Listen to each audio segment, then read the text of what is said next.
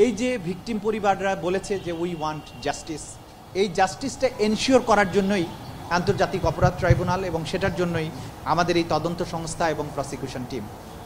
তারা আজকে আনুষ্ঠানিকভাবে আমাদের কাছে অভিযোগটা নিয়ে এসেছেন। যদিও তারা নাও আসতেন, আমরাই টিমের পক্ষ থেকে এই অভিযোগগুলো কম্পাইল করে এখানে মামলা দায়ের করতাম। তা আমরা এটা পেয়েছি, আমাদের জন্য সহযোগিতা হয়েছে। আমরা আপনাদের মাধ্যমে জাতিকে জানাতে চাই যে যারা এইভাবে ভিকটিম ফ্যামিলি আছেন তাদের তথ্যগুলো আমরা গ্রহণ করব।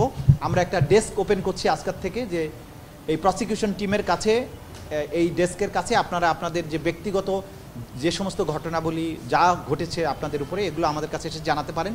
সব কিছুকে আমরা কম্পাইল করে মামলার উপযোগী করে এই ট্রাইব্যুনাল যেদিন বসবেন তখন আমরা এটা বিচারের জন্য উপস্থাপন করব।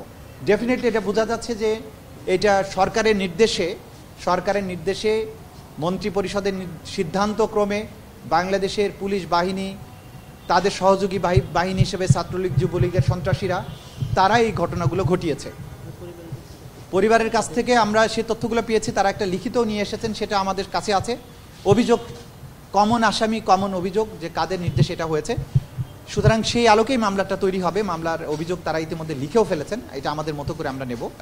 এবং আমার বক্তব্যের পরে আপনারা চাইলে এখানে তার এই পরিবারের সদস্যবৃন্দ, বিশেষ করে শহীদের মা, বোন এবং বাবা এখানে উপস্থিত আছেন, তাদের সাথেও আপনারা কথা বলতে পারবেন।